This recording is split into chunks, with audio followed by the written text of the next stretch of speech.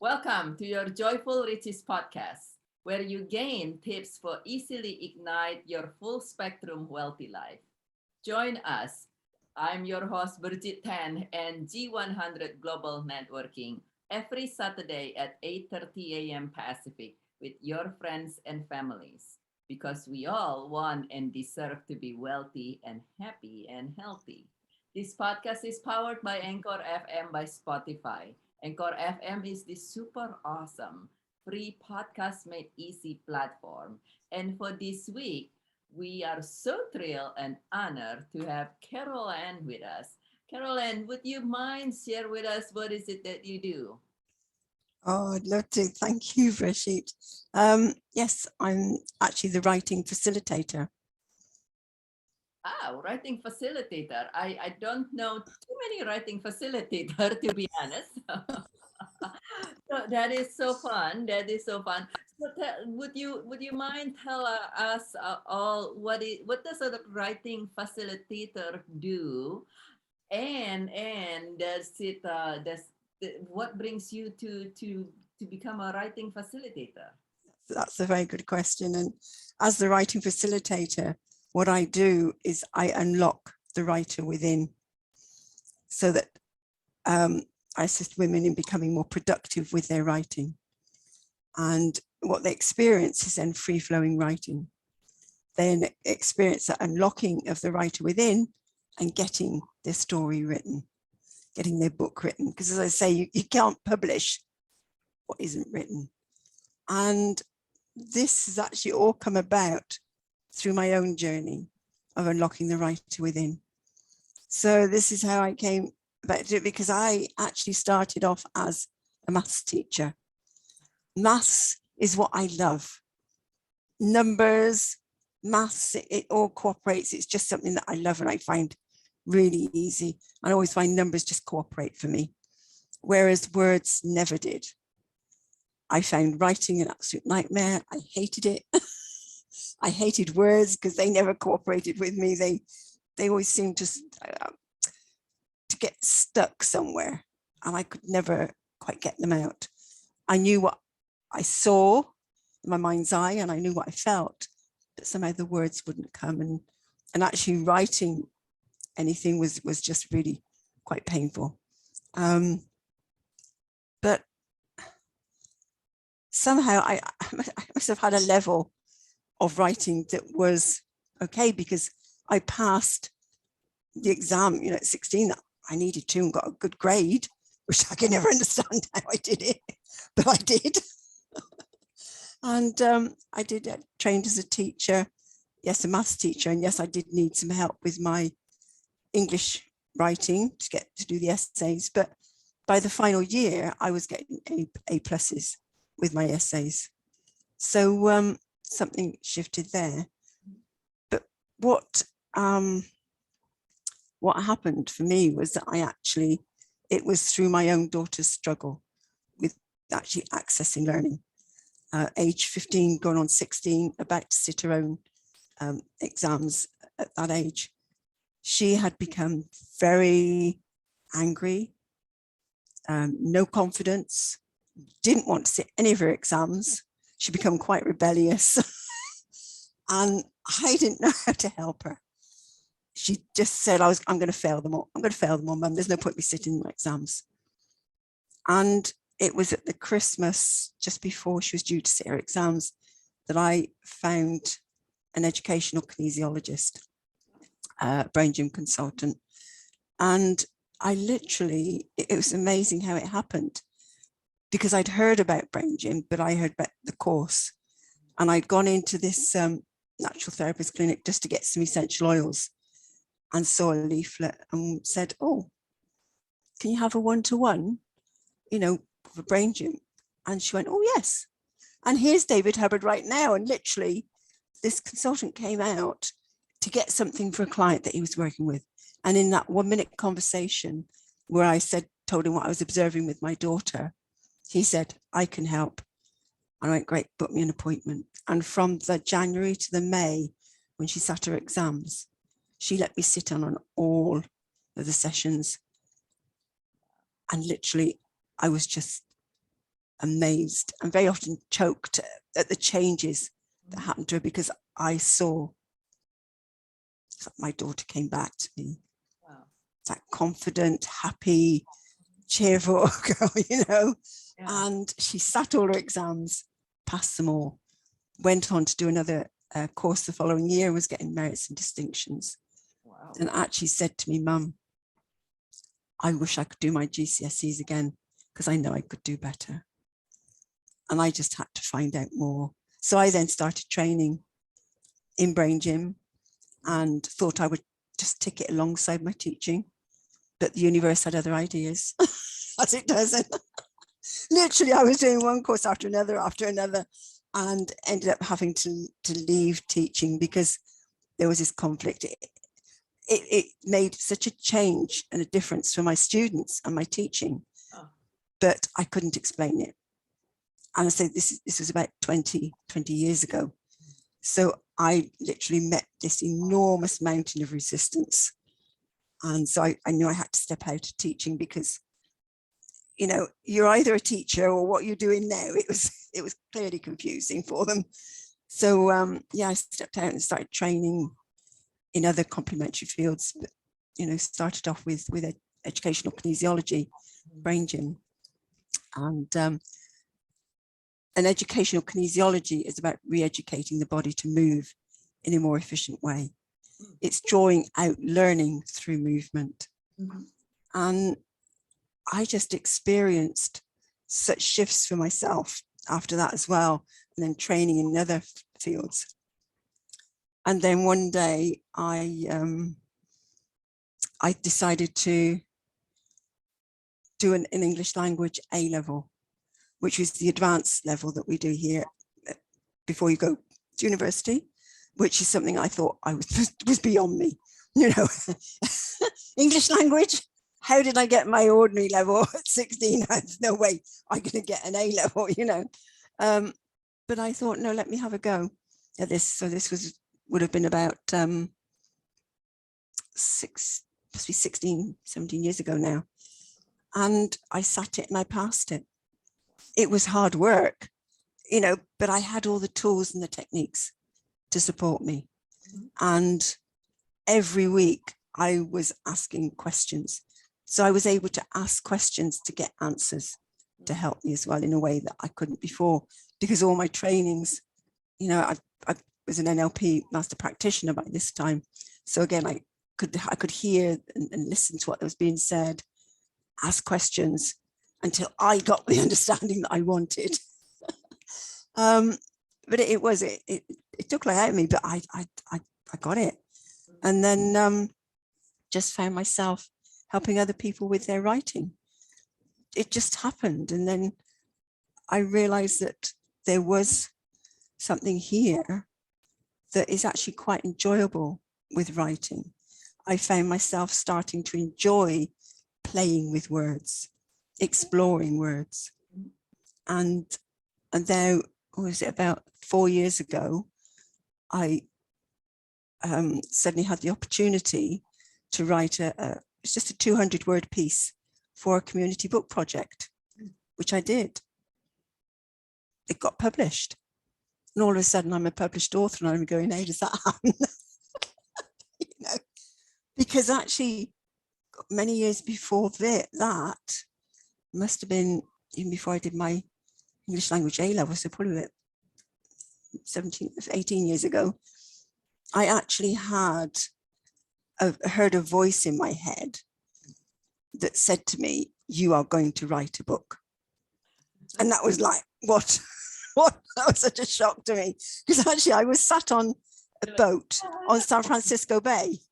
You know, I'd been visiting some relations over there, and I'd done a Brain Gym course over there as well. But I was just on the boat going across the bay, and I was looking up at the mountainside, and I was looking, and there's this beautiful mansion at the top, and I'm going, that's going to be mine one day. You know? And there's these voices in your head saying, oh yeah, and how are you going to, you know, be able to do that? Then that was 3 or 4 million. I dread to think how much now they are. But even then, 3 or 4 million was like, you seem beyond me. that literally there was this loud voice in my head, you're going to write a book. And I was like, what? Me? No, that's not possible. I hate writing. I can't write. But from there, I got curious and thought, okay, so if I am, what am I going to be writing about? Yeah. How am I going to write it? And so, yeah, that sort of sent me on that quest from there on. And so the sort of journey has taken me on that path. Mhm. And so, yes, as you heard, I've now become a published author, and I'm now in 5 community book projects with 9 different pieces. Wow. So, and I have got my own books that I've started. It's now a case of getting them written and published. But it's been an amazing journey, and the last year I've been questioning, because I've had the joy of helping my grandchildren with their maths and going, oh, I really love maths. What am I doing, Lord? Why writing? Why are you getting me to write when I still struggle with quite a bit with it, and not as much. There's still that struggle. And I did get quite sort of down, and I've now started to pick up again because I've realized there's a breakthrough for me to have here. Yeah. There's something for me to learn, and I'm constantly learning. And so that's what keeps me going at the moment. So I will continue this journey of unlocking the writer within.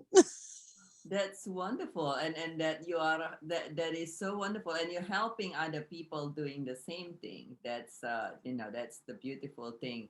I can imagine. I can relate with that because I was about to say I was really good with math. I kind of relate with your experience. I was really good with math, very good with math, but it doesn't mean I like it. I just kind of like happen to be good with math. I was like, oh my God, if you mention the word calculus, it still give me a shiver.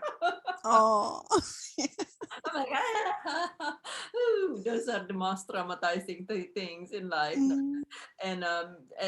But the writing, it's very very interesting to discover. I know I've heard you're a writing facilitator.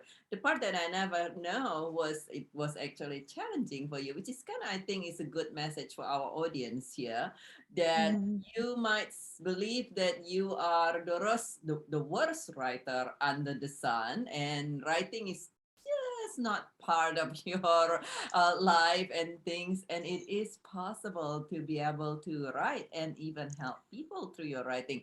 And that's where I could relate. I hate it.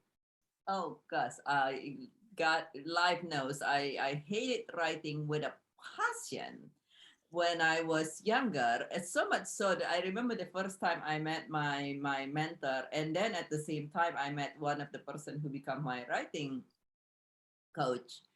And she said, you need to write a book. And this was in 2000, this wasn't even that long ago, 2014. 2014, it's like, you need to write a book. And I said, you can't even pay me to write a book. And partly because the writing in here in the that I have had to do is all academic writing. It's all for peer review publications, which is a pain in the back end, and it's tedious, meticulous, highly boring to me. And then it's also with peer review anything, it's become a little bit of a politic as well, right? Anyhow, so I was like, I will never write it. I have to write, I have to publish. Back in the day, to become a board certified oncologist, that's part of the requirement. You got to publish after publish, and that was like horrid. And I think you might have known that I have one book that's on my own, Seeking Peace. I actually have 3 books right now. The 4th one's on the way. And so it's very interesting how the life changes. And I can relate what you say. The first time I hear about writing, I'm like, no.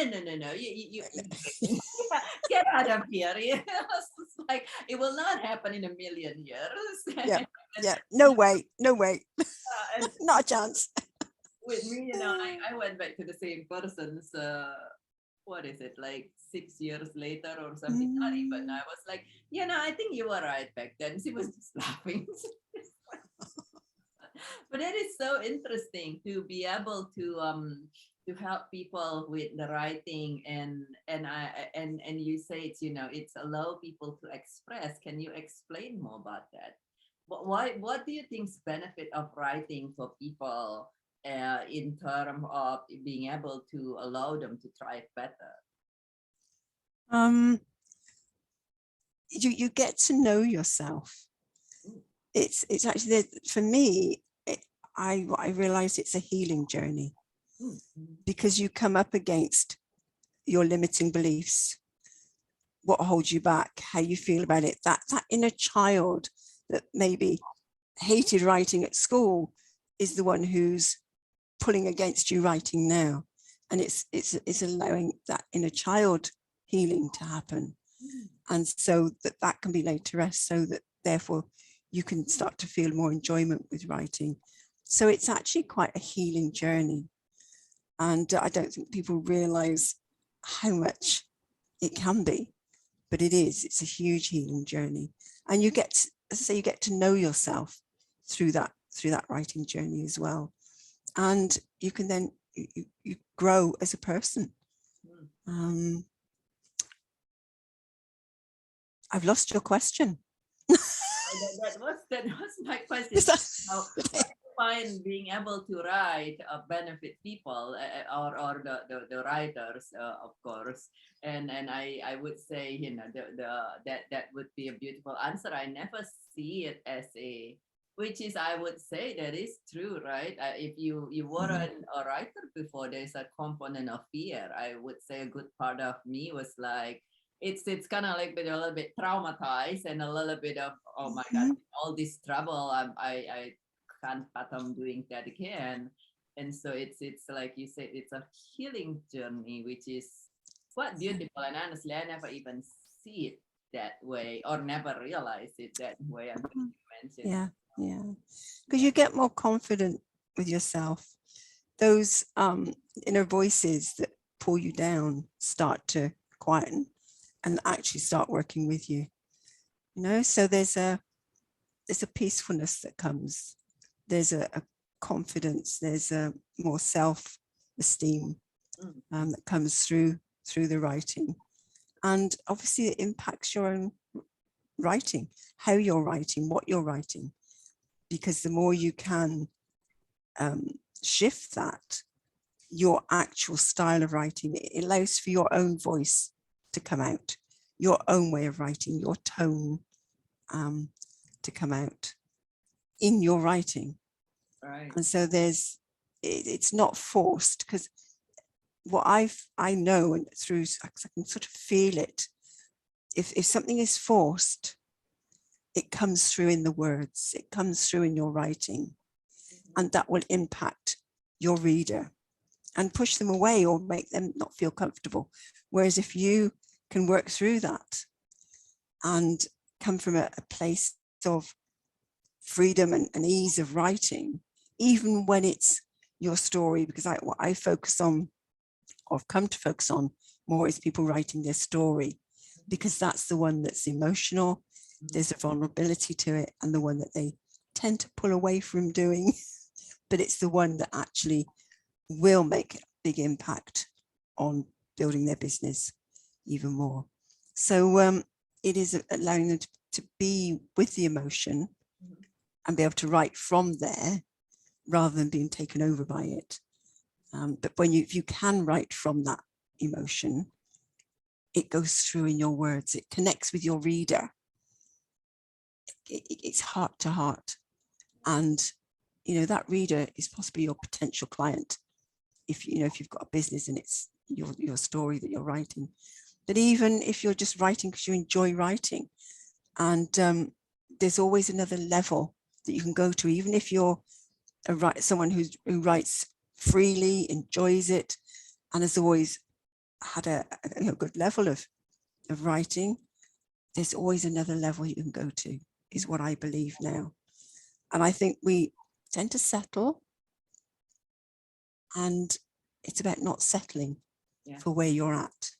It's about recognizing that actually we have potential way beyond what we actually realize or think we have.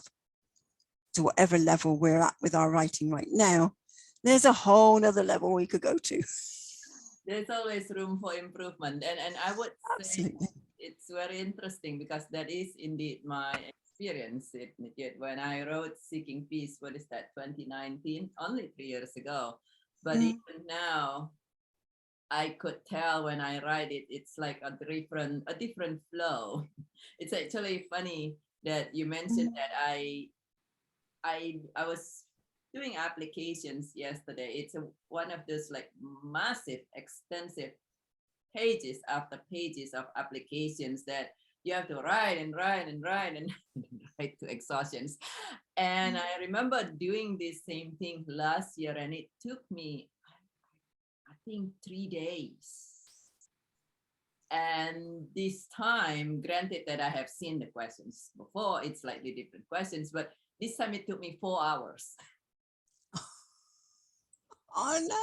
I was like 3 days, 4 hours. So there are some certain informations I needed that I already have. So that was a little bit, but also I think the part, like you said, it's the fear and the growth. You're like, okay, and I did this last year. I survived. Let's not be fearful. Just like and the flow as well. The same thing when I and the healing part. Now I thought about it. It's actually something that I do in my grief coaching.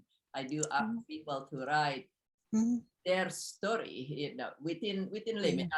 Not writing a book. It's just kind of like more writing myself. I had an experience with that. With her name is Dr. Jean Houston. And Dr. Houston one time teach us to write from the third person point of view. And that was very interesting. And I choose to do that with the third person point of view, and I use animals to present different character for people. And I think I call it, I never publish it, I call it the fairy, the wolf, and the puppy dogs. Yeah.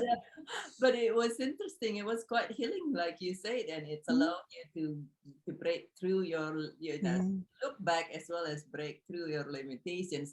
So with the writing, sounds like there are a lot of skill that you learn from writing that's also applied to life. It sounds like.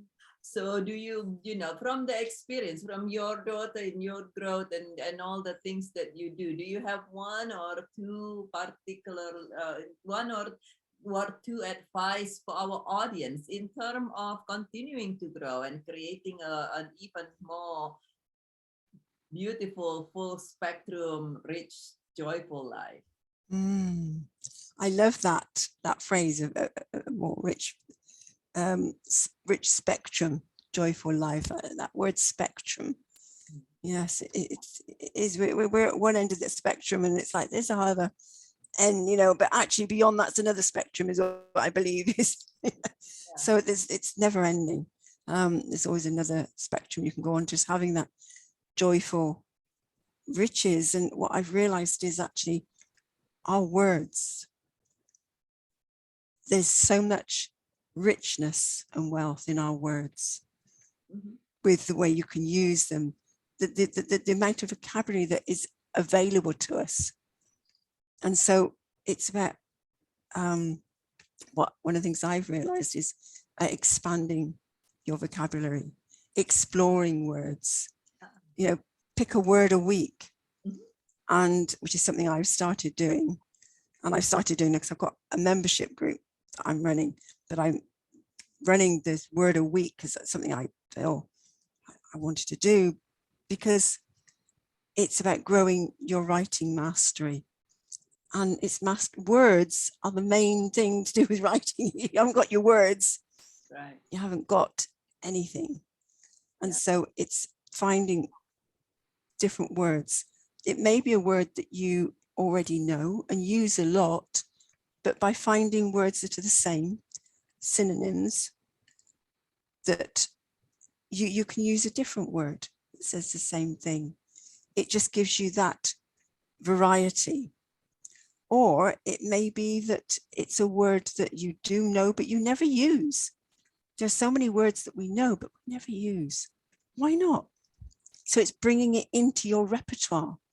So it's not just about expanding your vocabulary, it's about expand your repertoire and really get to know words, bring them alive. Because for me, words were always dead. And even now, many words will just sit on a page. I'll hear them or see them and I'll go, yeah. It's like they are literally dead. They're not moving. So by looking up the meaning, looking up synonyms, looking up antonyms, you know, the opposite, I bring them to life. I get a feel for them. I can start to see what they mean and hear them. And so they start becoming part of something I feel comfortable with. So really explore, because there's a wealth of opportunity there that can really enrich your life and enrich your writing.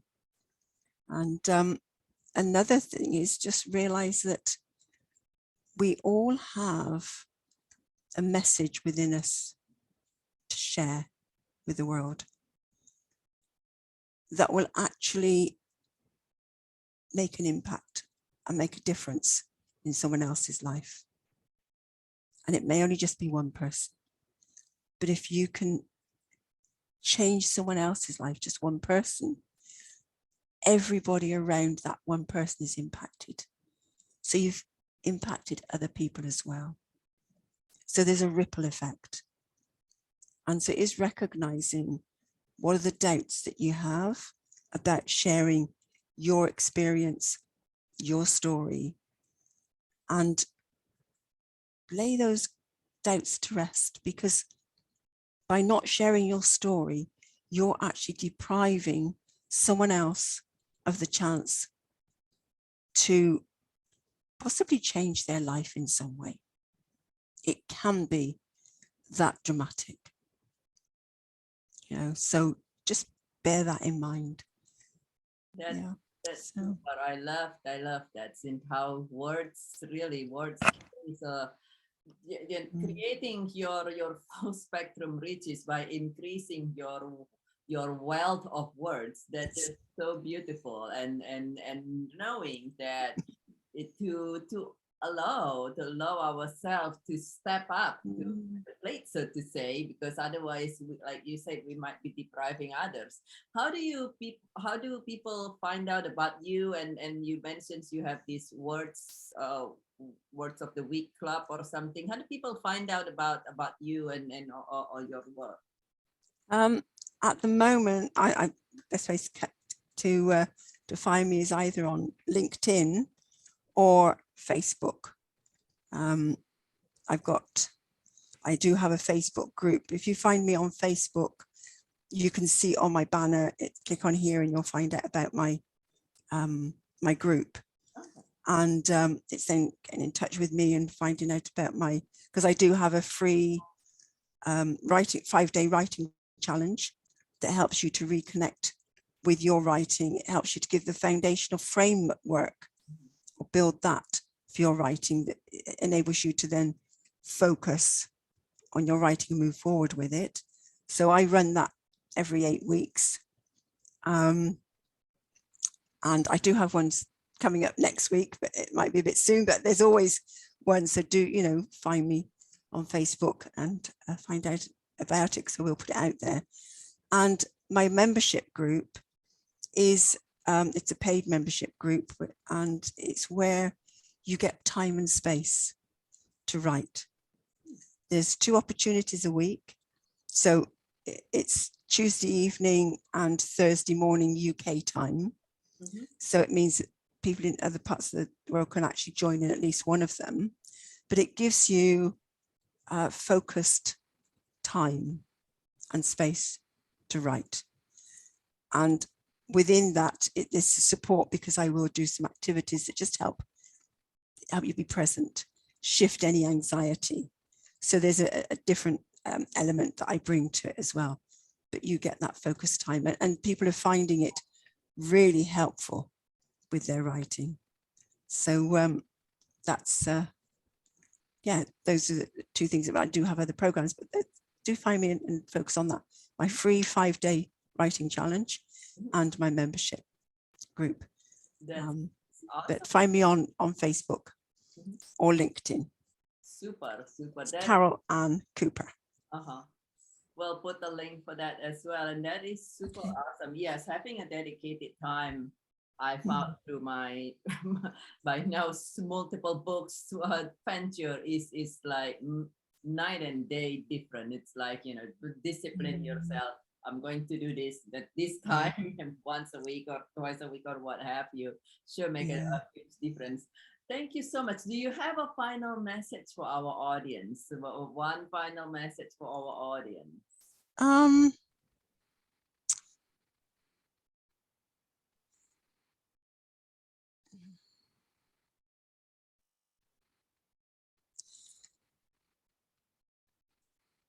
There's quite a few things that sort of settling, but there's something about maybe there's that inner child as a voice and wants to speak out.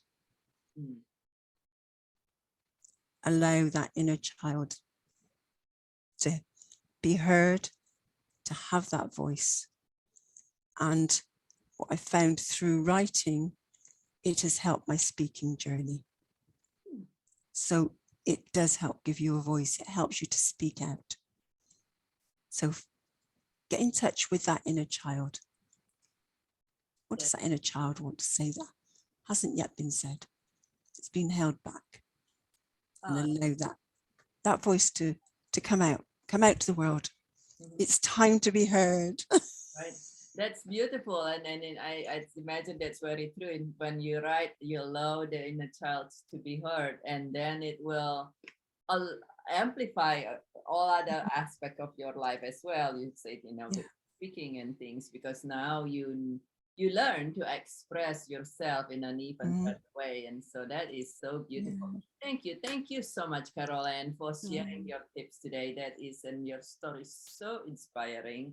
And for you, my friends who are listening to this, please share 1 or 2 gold nuggets in the comments so we can continue learning from each other. And I thank you for joining us. Please share this podcast with your friends and family so they too can triumph. And this is Dr. Birgit Tan, your grief transformation specialist for individual and businesses, founder of the International Childhood Cancer Charity and United States Country Chair for Global Networking G100 All Ladies League. And you make it a thriving day, my friend, and we will see you again next week, next Saturday at 8:30 a.m. Pacific. Bye-bye for now.